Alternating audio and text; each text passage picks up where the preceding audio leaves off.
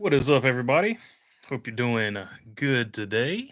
Of course, the big news breaking today, I guess, is Kyle Larson is officially running the double again, the Coke 600 and the Indianapolis 500, going to do the 1,100. So let's jump into this article from J and then I'll sort of get into my spiel here. Update. Team owner Rick Hendrick made it clear Tuesday that if history repeats itself and the Indianapolis 500 is delayed, Kyle Larson will leave that race early to head to the Charlotte Motor Speedway to make the start of the Coca Cola 600. We're going to run the 600, Hendrick said at the announcement at Charlotte Motor Speedway that included NASCAR president Steve Phelps in attendance. We will be here for the 600 if that means cutting the race short at Indy because of my commitment to NASCAR. We're in NASCAR, and that's where we run for a championship. If weather catches us, Tony Kanaan will get in the car. Asked if he would pull Larson out of the car. If Larson was leading the Indianapolis 500, Hendrick said, "We're going to be here." That via NBC Sports via Jayski. So I found that particular quote super interesting because we should be promoting this thing, right? And the first question that sort of mainstream media sort of jumps out of their mouth is what happens if it rains? The biggest race, the biggest race in American motorsports, NASCAR is the biggest series, but the Indianapolis 500 is the biggest race in American motorsports.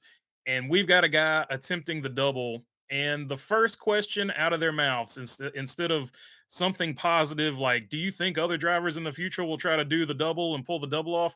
The first question out of their mouths, what if it rains? Will he be back? Because they're going back to this waiver controversy thing, and I just think it's funny, man. Like it's so funny to me that we can't just have a positive story. This should be a positive story all the way around. The first question should be, should other drivers try it? Because take Kyle Larson out of it, take Hendrick Motorsports out of it.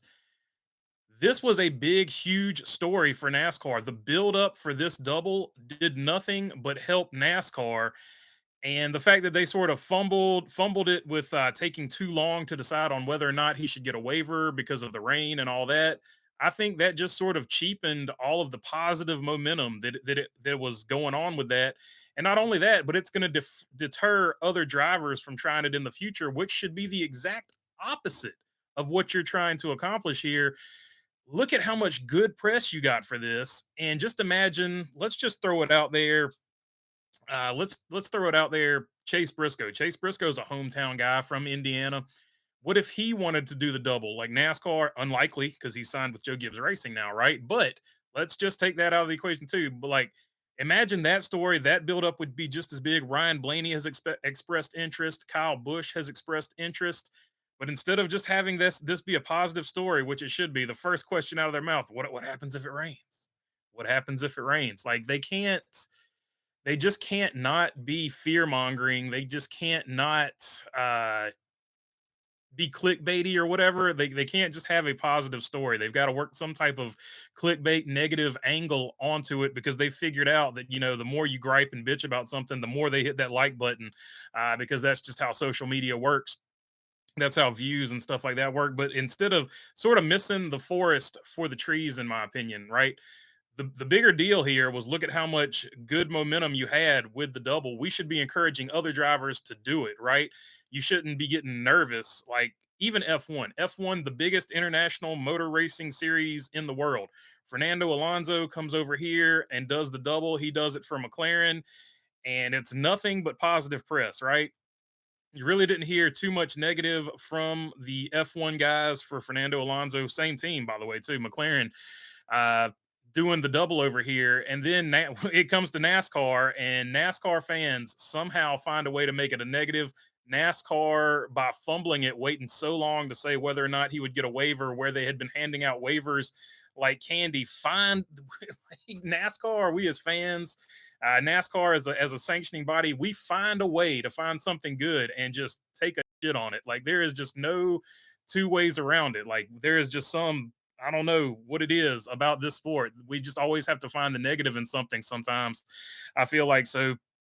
I thought that was super interesting. But yeah, going forward, it should just be a positive thing. People shouldn't just be looking for the negative in it. And I don't know. We should encourage future drivers. Like, imagine a Kyle Busch run. Imagine a Chase Briscoe run.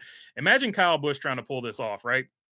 We've seen his brother do it, and I think that would be just as big a story. Like Kyle Busch going for the Indy 500 win. Kyle Busch still looking for his Daytona 500 win. You could work all kinds of angles with a Kyle Busch angle. Ryan Blaney has expressed interest in it.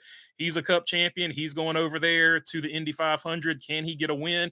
And it would harken back to this era of motorsport where guys were not just focused on one thing. You got the Mario Andretti's, you got the Dan Gurneys, you got all those type of guys back in the day. AJ Foyt, they would race anything, anytime, anywhere. And Kyle Larson is a throwback to that. But for whatever reason, we've gotten to this point in motorsports where that's discouraged. And I don't get it, man. Like, this should be an overwhelming positive thing. But the first question out of everybody's mouth, what happens if it rains? So I don't know. Or mainstream media's mouth. What happens if it rains? Like, it's take the Kyle Larson hate, take the Hendrick hate away. uh, Whatever reason you wanted him not to have the waiver, you wanted your driver to get have a better chance at winning the championship, you wanted your driver to have a better chance of winning the regular season championship.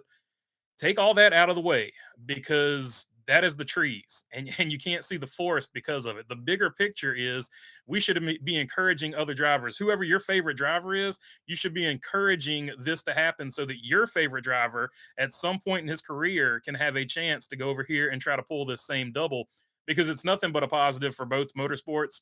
And that's just the way I see it. I just thought it was super interesting that's the way that it was covered. The literal first question, what happens if it rains? Is he going to compete for the championship? And just to be totally honest here, what does the regular season championship even matter? NASCAR doesn't even promote the regular season championship, so who cares? Like, who cares if you win it or not? Have you heard one thing about Tyler Reddick winning the regular season championship? Nope.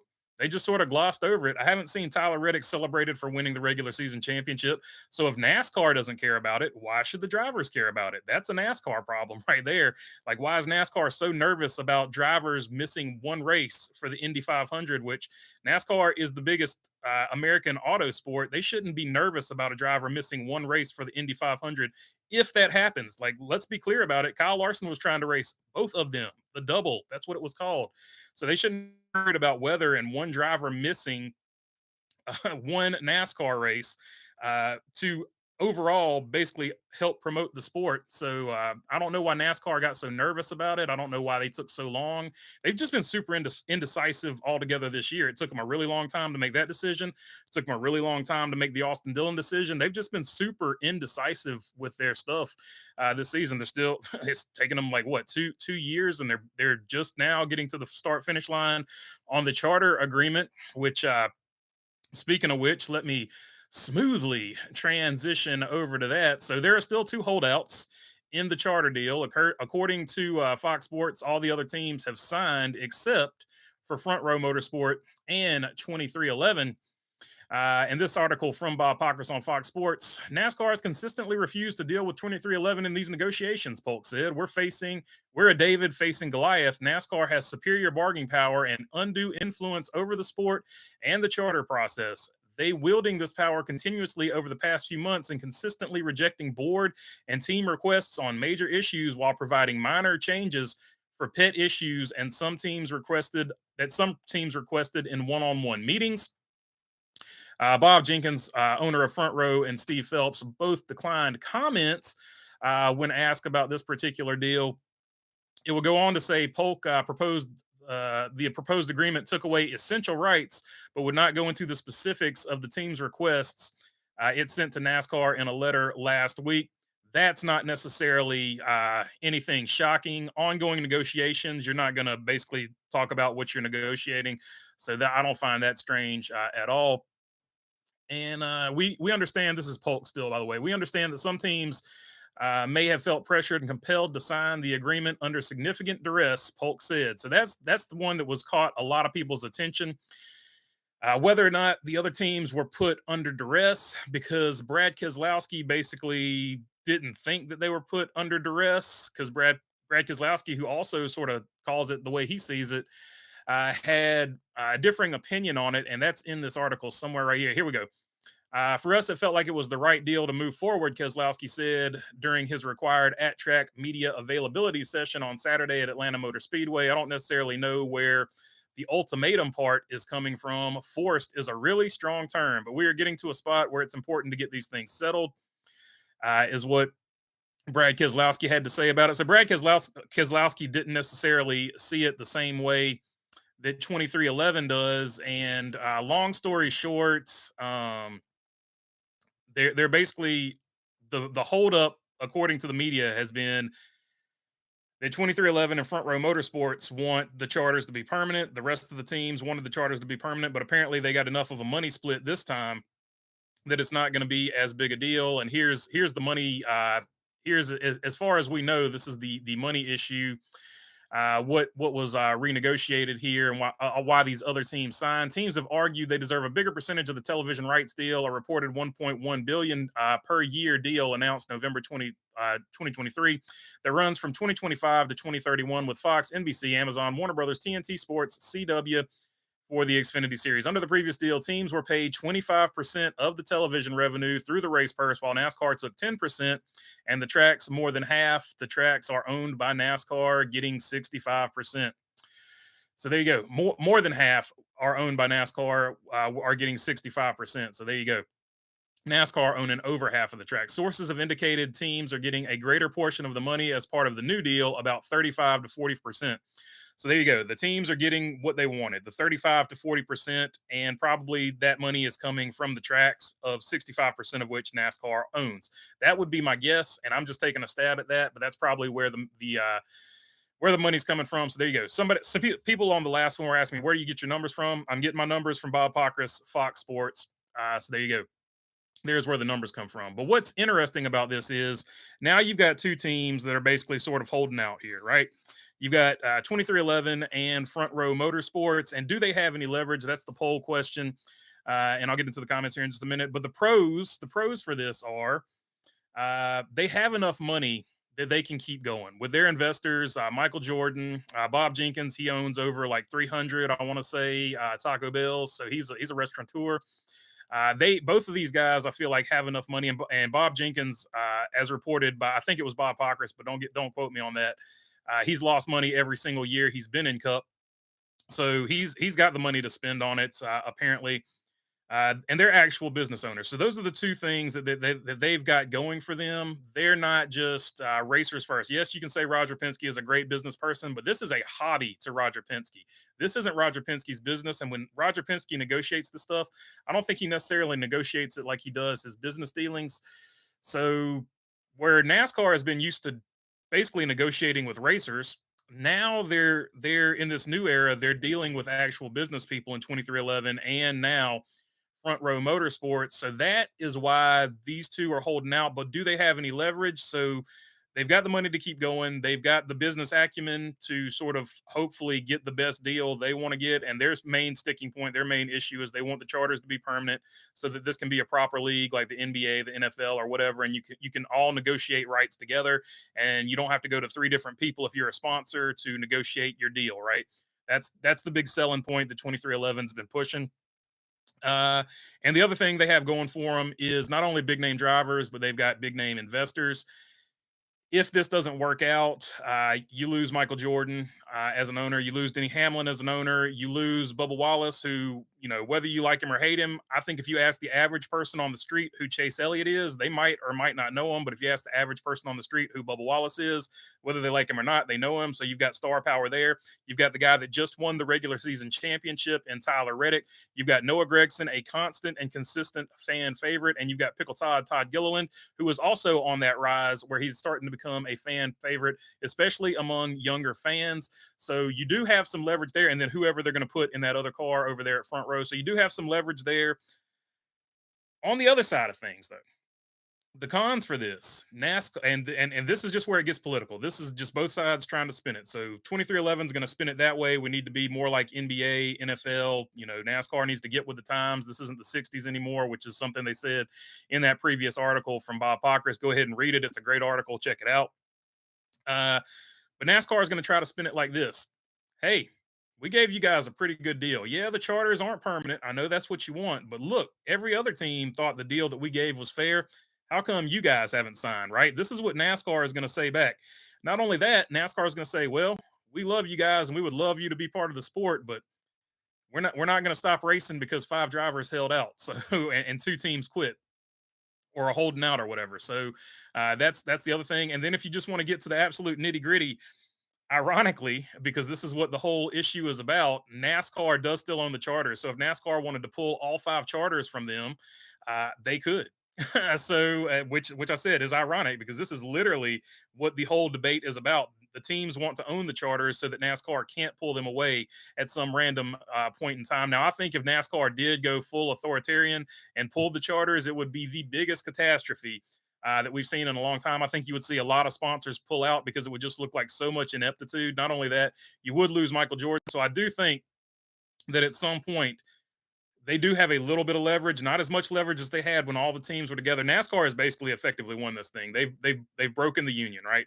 So NASCAR has basically won it. But can 23XI and Front Row Motorsports still get some concessions going forward? They're probably not going to get the full time charters like they want, but they're standing on principle. They're trying to get it done. I just don't feel like they have enough leverage left anymore. But that is the poll question. Do you think they have leverage? And that's already 80% no. So you guys are kind of agreeing with me.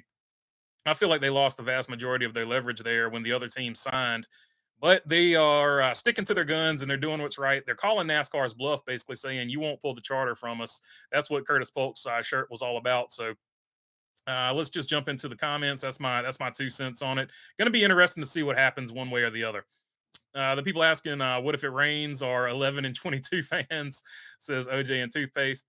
I just think it's people that don't like Hendrick and don't like Larson, but I feel like they're missing the overall point. Like you should be celebrating this so that in the future, like Logano or Hamlin fans, maybe you see them go over there and race the Indy 500. I think that would be cool. I think we should keep it going. I think it does nothing but help. NASCAR is still butthurt that Larson chose Indy 500 over the Coke 600, says Napa Racing. Yeah, I didn't get that either. Like NASCAR, in my opinion, got super in their feelings about that. And I'm like, dude, you guys are the biggest motorsport in North America. They have the biggest race. Just get over it. Just get over it and deal with it. Uh, let them miss one race to try to pull the double. He wasn't even trying to miss the race. That's the funniest part about it. Just give him the waiver. He attempted it. He literally attempted it. He was there to get in the car at the rain break. So I mean, it's not like he was trying to miss it. It was the biggest nothing burger I've seen, but they made it, which you could tell it hurt their feelings. So they made it a big burger, but it was a nothing burger. Howdy from Canada. I have nothing but positive to say about NASCAR. The management sucks. I have nothing too positive to say about NASCAR. The management sucks. I hope Denny wins the playoffs so he can complain from the pulpit. That would be the ultimate. Denny Hamlin as a champion, and you got to give him the microphone to talk. That would be the ultimate. I hadn't even considered that, but yeah, that would be pretty cool. Pretty cool. The charter deal probably doesn't help. The double will be a positive story, says Napa Racing fan. Yeah, that's part of it. Like I think both of them are positives. Like most of the teams have signed. I feel like that's a positive. So we can hopefully not talk about it anymore. Hopefully, the last time we have to talk about it is when 23XI and Front Row finally get whatever they figure out and they sign as well. Because I feel like they will eventually. And it's a positive that Kyle Larson is running the double again. And hopefully in the future, we'll see somebody like Kyle Busch and somebody like, Ryan Blaney's expressed interest in it. Hopefully we see one of them go in there and win as well. Or not win, but go ahead and attempt the double. Hopefully win. It would be great if one of those guys won. No doubt about it. Penske usually discourages their drivers from crossing over to different racing disciplines, says Napa Racing fan. Yeah, Roger Penske wasn't super keen on that. I'll tell you what I would like to see. So if we could see it in reverse, I would love to see Scott McLaughlin do the Indy 500 and then come over and try the Coke 600. I think that would be absolutely stellar. He's got a great rivalry with Gizzy, Shane Van Gisbergen. I think that would be a super, super huge marketing tool that they could use. I think that would be another super positive for both series if they could make that happen. Like you would have Kyle Larson doing just imagine if it's next year, you'd have Kyle Larson doing the double and you would have Scott McLaughlin doing the double. That would be phenomenal. I think that's something that we need to see in the future. I know Penske doesn't necessarily promote that, but I think Scott McLaughlin is the perfect guy that could pull that off. Nothing against Ryan Blaney. I think Ryan Blaney, if he puts the time in and practice, he could pull it off as well. Never want to bet against YRB. 15 playoff points for regular season champion. I think it's a consolation prize. NASCAR gives a trophy in advance to say we're sorry if you're the best, but didn't win in our phony playoffs, according to Napa Racing Fans. So, yeah, they just, and to me, they're missing a great opportunity with that too. NASCAR could have its own version of the Triple Crown. The driver that wins the most races, the driver that wins the regular season championship, and the driver that wins the playoffs. We've had a driver do that recently, and I think Kyle Busch has done it as well in a previous season. Kyle Larson and Kyle Busch, I know for sure, have pulled off the Triple Crown since the modern playoff started. But I think that would be a cool thing. And even just winning 2 legs of the Triple Crown, like Kevin Harvick did that one year, where he won all those races, won the regular season, but didn't quite get it done in the playoffs to win the championship. It would have been a great story to follow. So NASCAR is shooting themselves in the foot, not promoting a Triple Crown. I've made that video before. It didn't get a lot of traction, but maybe I'll make another one about it because I think it's a good idea.